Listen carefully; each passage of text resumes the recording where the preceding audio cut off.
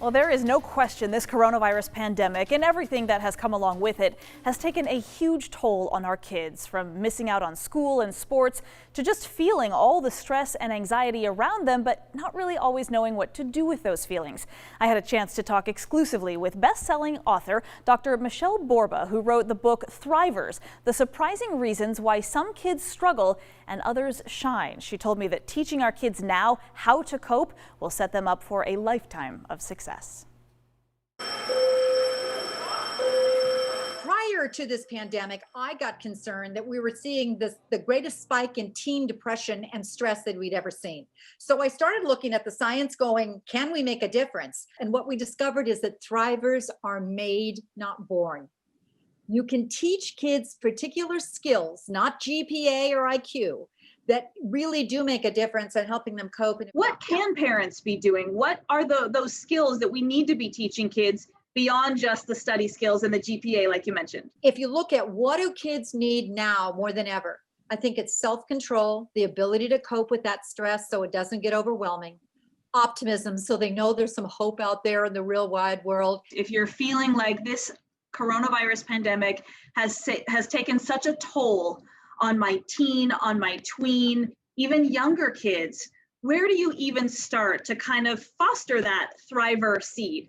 You start with yourself, because believe it or not, children who have resilient parents are more likely to be resilient kids. So our stress is going to mirror right down to our kids. First thing is, say to yourself, hey, I need to tune up my own behavior so I can teach my kids how to cope. Choose one skill. Maybe it's deep breathing. I learned that from Navy SEALs, and they told me the best way to cope is take a slow, deep breath from way down deep in your abdomen, like you're riding up an escalator. Hold it, and then slowly let it out. It's the fastest relaxation you can get. So first thing is, let's practice one coping skill, but not just one day.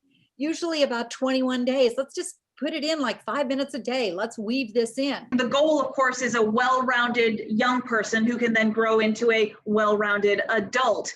But also, what are the very dire consequences of having this many struggling children when we talk about suicide? We talk about life and death scenarios for these kids. Well, that's exactly what you pointed out. That's exactly what the end product is going to be. If you want a child who's going to be able to live well without you and have that mental health, we need to put a little reboot on our parenting and go, this is part of the agenda we must add to it. One thing I think we need to all do as parents together is reach out and help each other. We're all struggling, but we will get through this. There is going to be light at the end of the tunnel. Now, Dr. Borba also told me that one really easy tool for families is to create your own personal mantra, a family mantra. Just a little phrase that you can say at any time when you face a challenge, like, we got this, or we're going to figure it out. And it's something that you then say repeatedly so that kids start to remember that phrase whenever they are facing a challenge, whether they're with you or on their own, because words, we know, are extremely powerful, and then over time they can have a huge impact. You can hear more from her tonight. She is putting on a special webinar for Spokane Public Schools. It is at 7 o'clock this evening. It's free and open to anyone. You can find all the information on how to register. Again, it's super easy. Just go to creme.com.